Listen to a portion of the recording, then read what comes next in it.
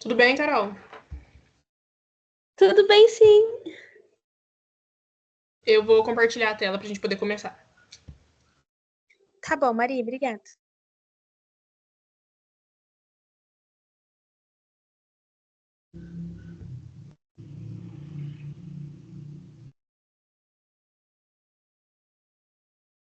Tá conseguindo ver direitinho o slide? Tô sim. Então tá bom. Eu vou repassar basicamente o que a Giovana deu na monitoria da manhã, que foi o erro de tipo essencial, e vou abordar com maior profundidade o erro de tipo acidental, e no final eu preparei uma questão para a gente fazer. Pode ser que entre mais gente ao longo da reunião, mas vamos começar nós duas. Deixa eu Tá passar o bom. slide. O que é erro de tipo? Não sei se a Luzia já explicou erro de tipo para vocês, já ou não? Ainda não. Ah, tá. Então eu não vou me aprofundar muito, vou só dar um conceito geral e repassar o que a Giovana falou, e no acidental eu vou explicar os detalhes, mas também não vou me aprofundar tanto, porque a Luzinha vai aprofundar isso com vocês. Tá bom. O erro de tipo vai acontecer quando houver um equívoco, um erro sobre uma situação concreta que é prevista como elementar de um crime. Aqui um parênteses. O que são as elementares de um fato típico? São todas as palavras que descrevem o crime no Código Penal. Então, quando eu digo que furto é subtrair para si ou para outrem coisa alheia móvel, cada uma dessas palavras é uma elementar desse fato típico. É um elemento essencial para a caracterização do crime de furto. Então, necessariamente, quando eu tenho um crime de furto, eu estou subentendendo que uma pessoa subtraiu, ou seja, pegou para si uma coisa que era de outra pessoa, e essa coisa tem que ser um bem móvel, porque eu não tenho como furtar uma casa, por exemplo. Necessariamente o bem tem que ser móvel e o bem tem que ser de outra pessoa. Então, Sim. um erro sobre uma elementar do fato típico. O agente, o autor, a pessoa que realiza o crime, realiza objetivamente um ato que se caracteriza como um ilícito penal, mas não percebe o que está fazendo, porque algum dado da realidade vai escapar à sua percepção. Então, a pessoa, objetivamente, ela está praticando um ato que se caracteriza como crime, mas ela não percebe isso porque algum fato da realidade está lhe escapando, está se perdendo. Coloquei um exemplo no slide, um aluno que no fim da aula inadvertidamente coloca na sua mochila o livro de um colega. Vamos supor que termina a nossa aula e eu coloco na minha mochila o seu livro, o seu código penal, ou vice-versa, você leva embora o meu código penal sem querer. Objetivamente, se for olhar só para o fato, eu subtraí uma coisa alheia móvel, eu peguei para mim uma coisa que não é minha. Mas por que isso não vai ser caracterizado como crime? Porque não tem o a elementar do coisa alheia. Por quê? Porque eu peguei o seu livro pensando que era meu. Então, um fato concreto da realidade, que é o fato do livro ser seu, me escapou. Eu não percebi que era o seu livro. Por isso eu trouxe ele comigo. E por isso também essa minha conduta, apesar de se caracterizar objetivamente como furto, não vai ser caracterizada como tal para fins criminais. Por quê? Porque é um erro que se deu por conta de um fato da realidade que me escapou. Como eu não percebi que o livro era seu, eu trouxe ele para casa. Porque assim, eu tive um erro sobre uma elementar do fato típico. Uma coisa que era alheia, eu imaginei ser minha. Um outro exemplo é o de um indivíduo que quer matar um inimigo e, saindo à sua procura, acaba matando o seu sósia. Até sósia tá escrito errado, foi por conta do corretor. Inadvertidamente ele mata o seu sósia. Então, a pessoa A quer matar a pessoa B, mas ao invés de matar o B, mata o C, porque B e C são muito parecidos, ou são irmãos gêmeos e o A não sabia da existência do C. Enfim, são erros que recaem sobre fatos da realidade. Então, a minha conduta se enquadra como um crime. Só que, como eu não percebi um fato da realidade que é muito relevante para caracterizar como crime, eu não posso iniciar uma persecução penal com base nessa conduta. Se estiver falando muito rápido, pode me interromper, tá bom? Pode pedir para eu ir mais devagar. Agora, repassando o que a Giovanna já explicou de manhã, que é o chamado erro de tipo essencial. O erro de tipo essencial tira do agente a capacidade de perceber corretamente a realidade. Então, a minha conduta se baseia numa percepção errônea da realidade. Dessa forma, não tenho como agir com dolo. O erro de tipo essencial sempre vai excluir o dolo. Por quê? Porque tem um elemento essencial da realidade que me falta. Assim, essa conduta que eu estou praticando vai ser atípica, ou seja, ela não é crime. Ela não necessariamente vai ser crime. Ela pode ser punida a título de culpa e sempre vai excluir o dolo. Então, ela vai ser atípica de forma absoluta quando eu não tenho como saber que aquela minha conduta está cumprindo todas as elementares de um fato típico. Por exemplo, o agente recebe um cigarro de droga de um amigo acreditando ser um cigarro comum de nicotina.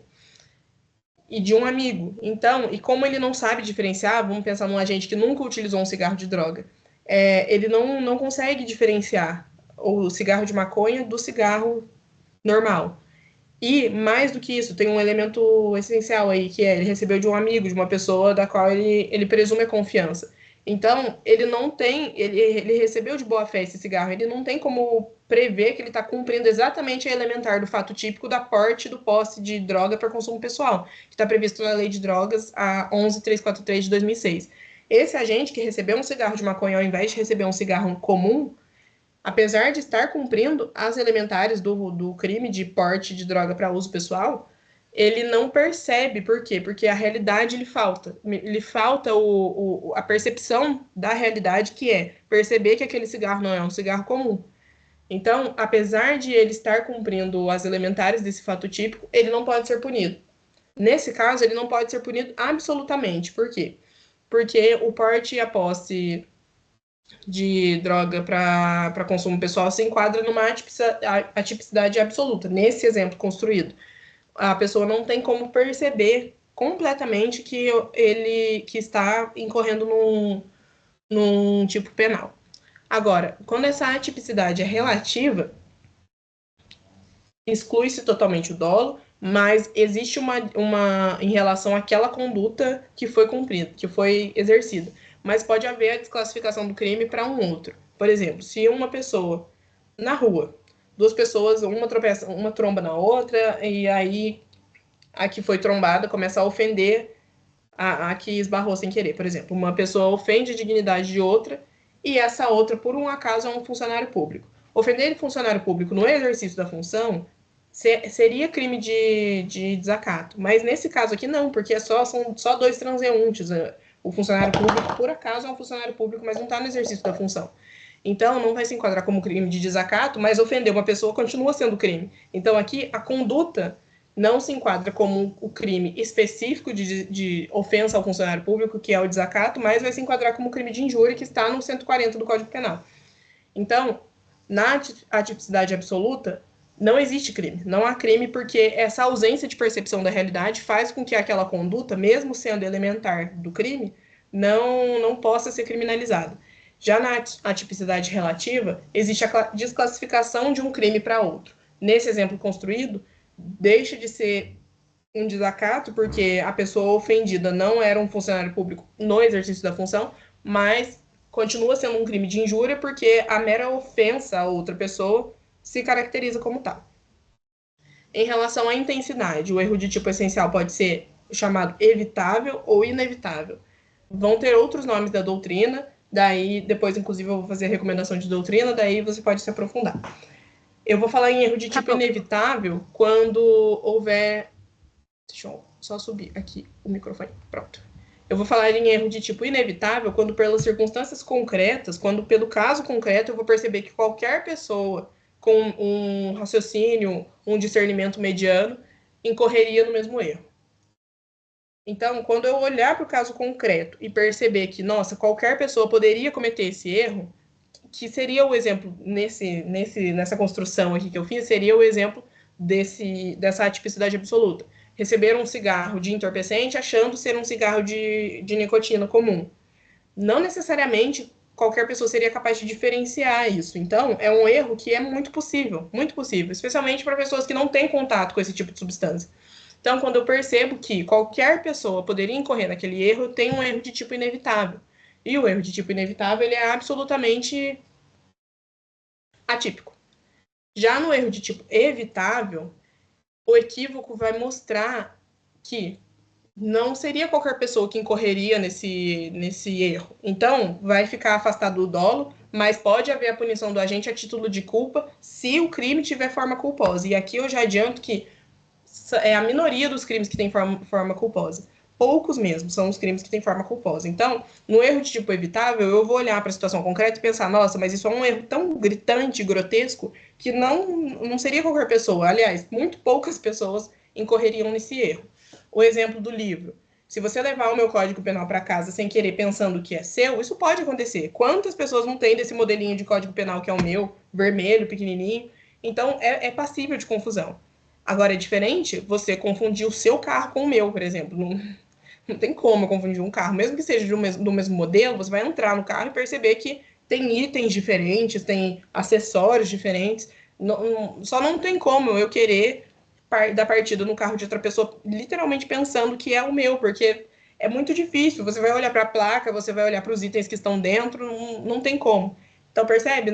No erro de tipo inevitável, no erro de tipo essencial inevitável, qualquer pessoa incorreria nesse erro. Qualquer um pode trocar uma caneta com um amigo, um código penal, qualquer coisa.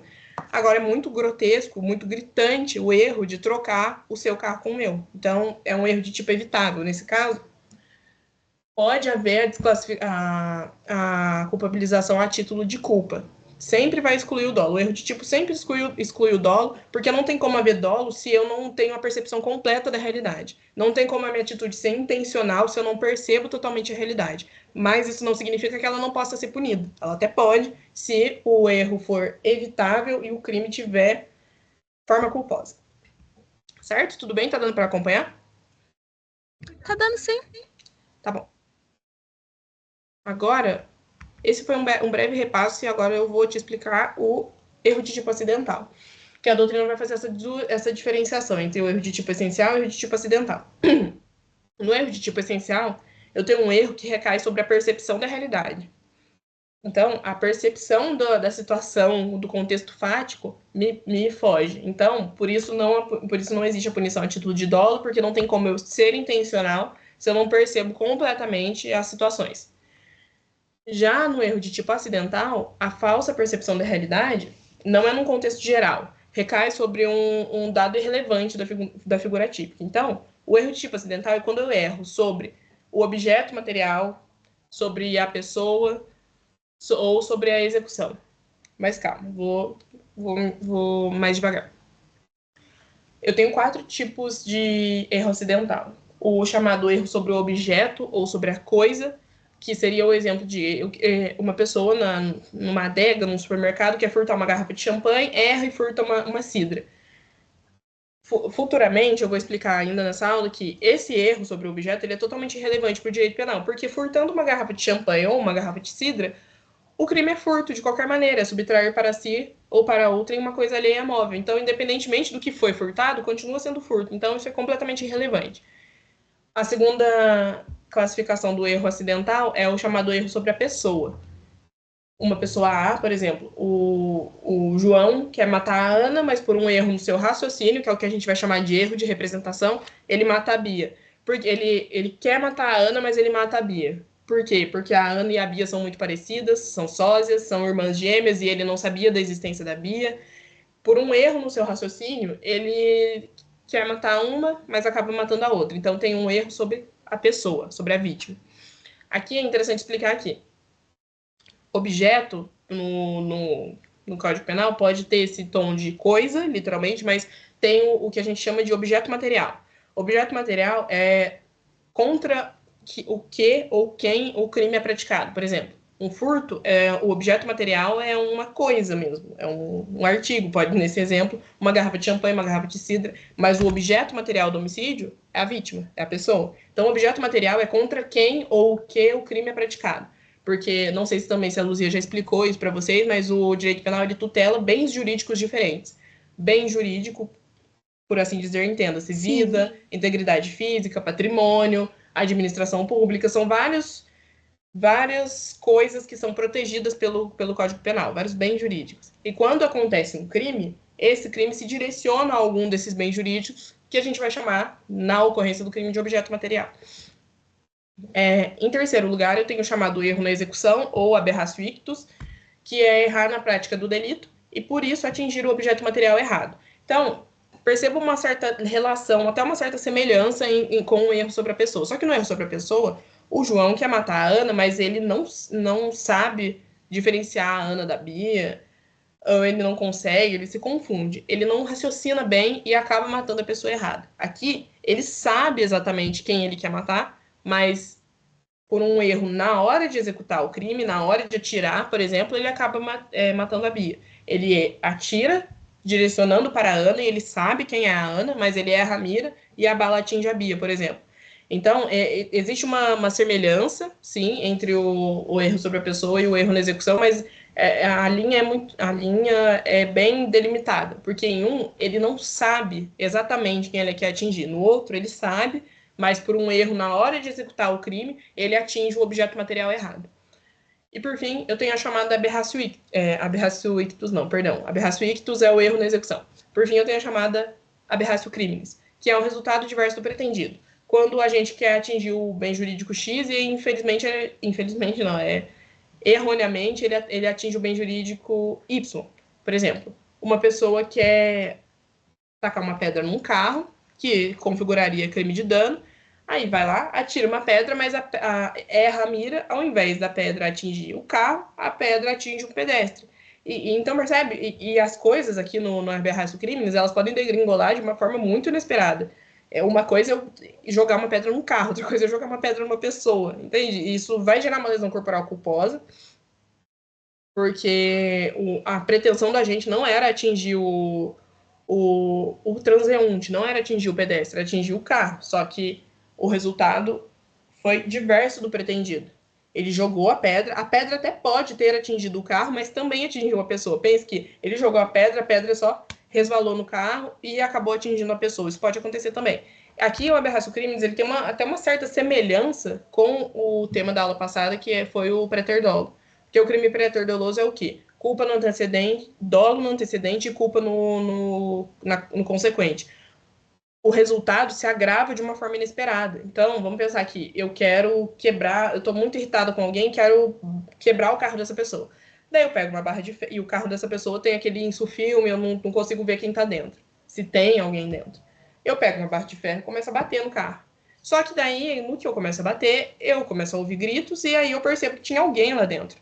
A situação degringolou de uma forma que o crime de dano, no qual eu tinha dolo, se transformou numa lesão corporal, que é um crime extremamente mais grave e sobre o qual eu tinha culpa.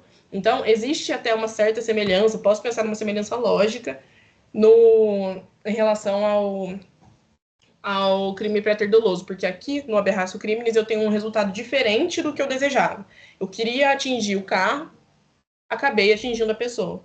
No crime praeter doloso, eu tenho um agravamento do resultado. Então, eu quero atingir o carro, eu até atinjo o carro, mas eu também atinjo a pessoa. E aí eu não queria atingir a pessoa. Então, a situação degringola de uma forma inesperada. Nessas quatro hipóteses, tanto o erro sobre o objeto, quanto sobre a pessoa, quanto o erro na execução e o aberratio criminis, o agente, mesmo errado, mesmo equivocado, percebe que ele pratica o crime. E por isso o erro não o beneficia. Porque no erro sobre o objeto, furtando uma garrafa de champanhe ou uma de cidra, continua sendo um furto. Então, o agente sabe o que ele está fazendo.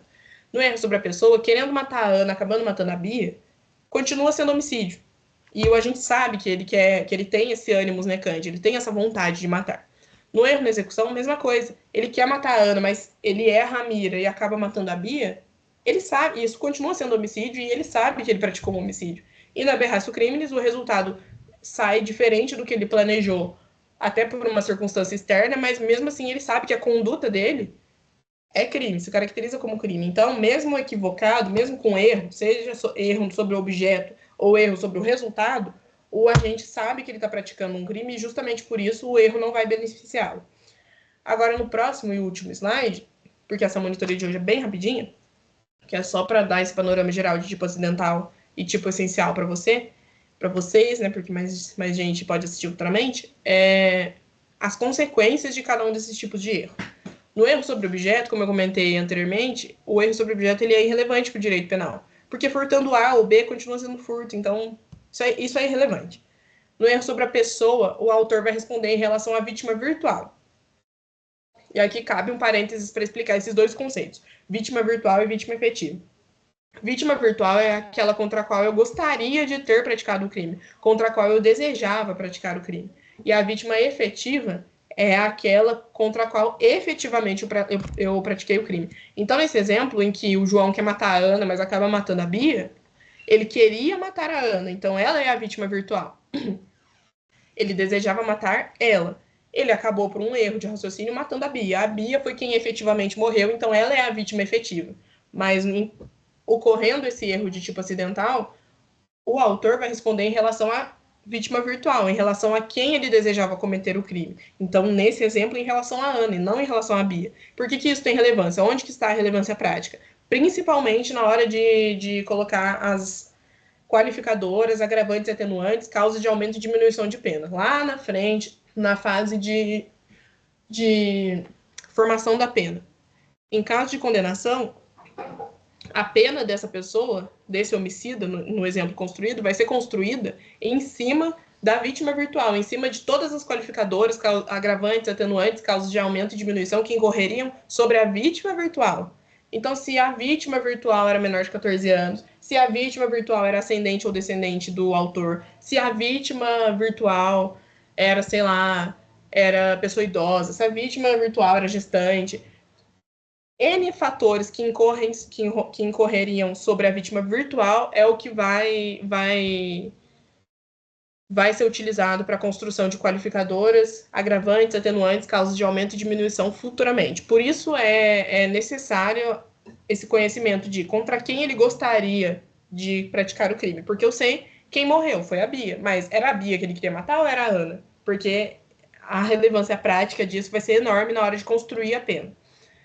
No chamado erro na execução, ou aberratio ictus, é a mesma coisa. O autor vai responder em relação à vítima virtual. Porque no erro da execução, ele acaba matando a Bia por um erro na hora de praticar o crime mesmo. Ele errou a mira, enfim, num erro na prática. Mas ele sabe quem ele gostaria de ter matado, efetivamente. E aqui eu estou usando o homicídio como exemplo, porque é um exemplo mais claro, mas isso aqui se enquadra para vários crimes.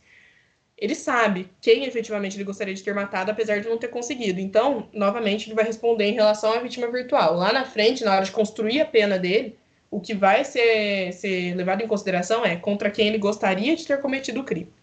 E, por fim, na chamada aberratio criminis, o agente vai responder a título de culpa se houver forma culposa por o delito efetivamente cometido. Porque a aberratio criminis é o quê? É um resultado diverso do pretendido.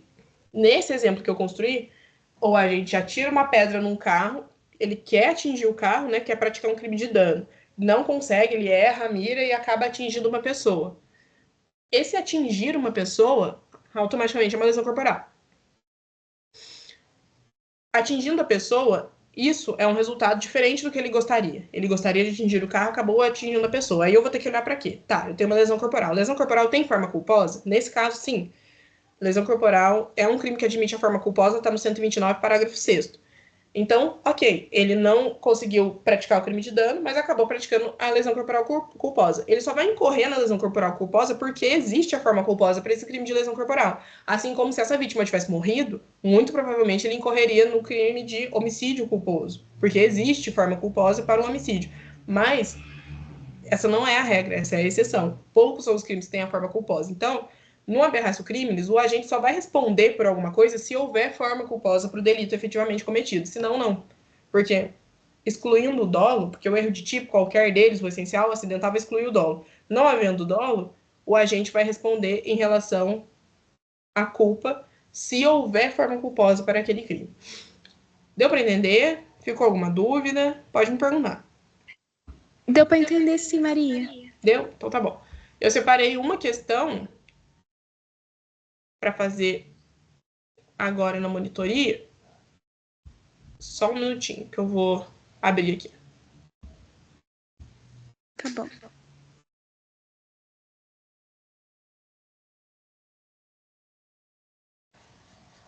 Tá conseguindo ver? Tô sim. Vou ler em voz alta, vou explicar as alternativas e depois vou responder. Tá Luiz bom. reside em um condomínio composto por 20 casas idênticas. Em uma determinada ocasião, após um dia cansativo de trabalho, Luiz, no período noturno, acabou por ingressar no domicílio do seu vizinho, sem a concordância deste, acreditando fortemente que se tratava da sua casa, em razão da identidade entre as construções. Nesse cenário, considerando as disposições do Código Penal, é correto afirmar que Luiz: A. Não responderá por qualquer crime em razão do erro de proibição indireto. B. Não responderá por qualquer crime em razão do erro de proibição direto. C. Não responderá por qualquer crime em razão do erro de tipo. D. Responderá pelo crime de violação de domicílio qualificado. Ou E. Responderá pela violação de domicílio simples. Seria E, não é? Então, vou conversar com você sobre A e B. Erro de proibição, depois você pode até olhar nos livros de doutrina que eu vou indicar. Erro de proibição, ele se assemelha ao erro de tipo, mas eles têm uma diferenciação essencial. É que eu não coloquei, nem eu e a Giovana, a gente não explicou, não se aprofundou no erro de proibição, porque acredito que a Luzia ainda vai tratar isso melhor com vocês, e porque o foco, até da aula dela, acaba sendo no erro de tipo, não no erro de proibição. Então, exclui-se aqui a possibilidade de erro de proibição, por não se tratar do tema aqui da nossa monitoria, e porque vocês ainda vão entrar nessa CA. C. Não responderá por qualquer crime em razão do erro de tipo. D. Responderá pelo crime de violação de domicílio qualificado. Ou E. Responderá pelo crime de violação de domicílio simples. Então, o Luiz, ele mora num condomínio que tem todas as casas iguais. Pensa num condomínio que tem todas as fachadas azuis, com uma janela e uma porta de madeira. Todas. Então, você sabe qual que é a sua casa. Se as casas forem numeradas de 1 a 20 e você mora na casa número 3, você sabe que a sua casa é a 3. Mas se você estiver muito cansada, se você estiver com sono, se você estiver bêbada, se você estiver em alguma situação que te entorpece, que tira a sua percepção completa da realidade, é muito fácil de você confundir. Porque se você mora numa casa que tem 20 casas azuis, num condomínio que tem 20 casas azuis com a exata mesma fachada, numa situação em que você estiver entorpecida por algum motivo, vai ser muito fácil de você confundir. Então, o Luiz, após um dia cansativo de trabalho, no período noturno, acabou por ingressar no domicílio do seu vizinho, sem a concordância deste, acreditando fortemente que se tratava da sua casa. O que é o crime de invasão de domicílio? Eu vou até abrir aqui no Código Penal para eu poder mostrar. Eu não lembro o artigo, deixa eu só pesquisar aqui o artigo. Invasão de domicílio. Aqui, 150.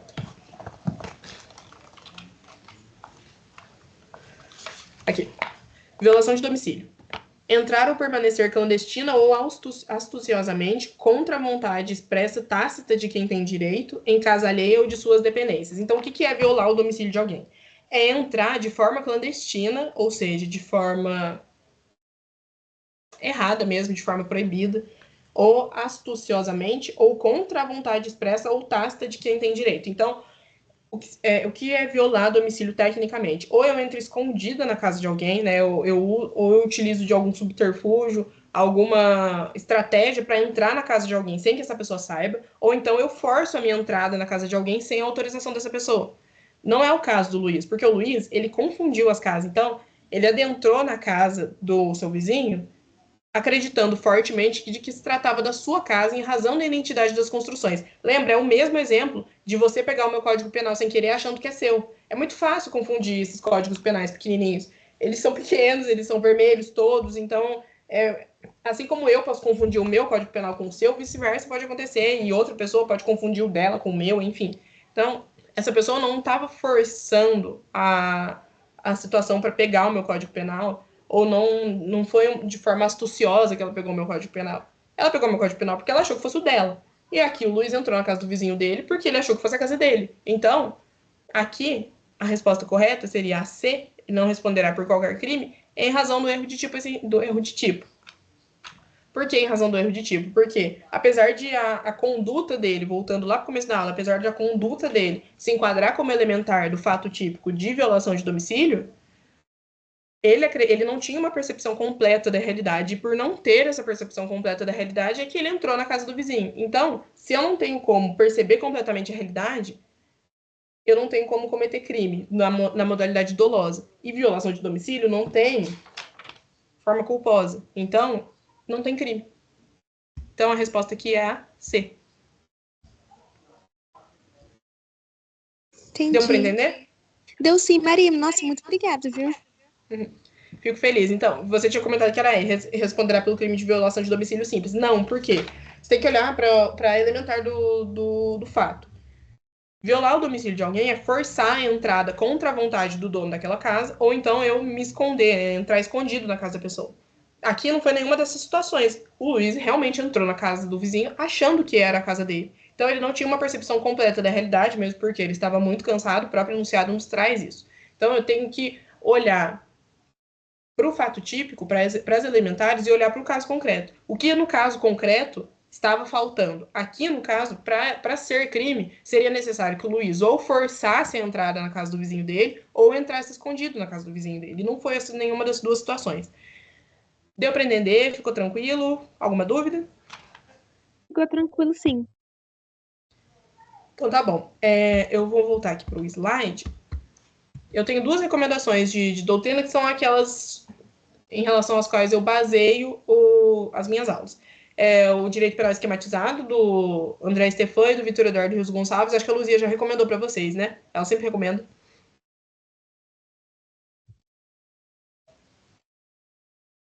Ela chegou a recomendar?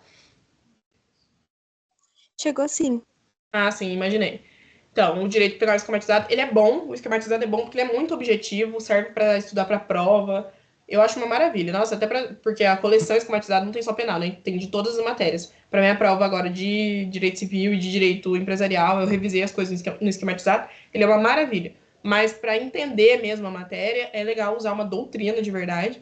E aí eu uso o curso de direito penal. Esse ano eu uso parte especial, né? Porque eu tô vendo os crimes em espécie. Mas para você seria o. Seria não. É o curso de Direito Penal, parte geral. Eu uso o do Vitor Eduardo Rios Gonçalves. Ele é o autor também do esquematizado. Então, ele tem o curso dele mesmo de Direito Penal, tem 3 volumes, parte geral, parte especial. Ele tem parte geral e parte especial só, na verdade. É que a parte especial é dividida em 2 volumes. E dessa obra grande, aprofundada, ele faz o esquematizado, que é uma coisa bem objetiva. É muito bom, recomendo. Eu sei que tem muita gente que gosta de usar o livro do Fernando Capês, daí tem alguns que gostam de estudar com o Guilherme Nucci, só que eu prefiro o do Vitor Eduardo, porque eu comecei no esquematizado, fiquei confortável, daí fui pro curso dele, é maravilhoso. E ele é promotor, então ele tem muita vivência ali do direito penal. Enfim, em linhas gerais é isso. Agradeço pela participação. E se precisar de alguma coisa, quiser tirar alguma dúvida, quiser algum material complementar, pode me mandar mensagem. E eu vou mandar os materiais, né, os slides e o material de apoio depois no link do. No link não, no grupo do WhatsApp. Tá bom? Tá bom, muito obrigada. Nada. Tchau, Carol. Até segunda. Tchau, até.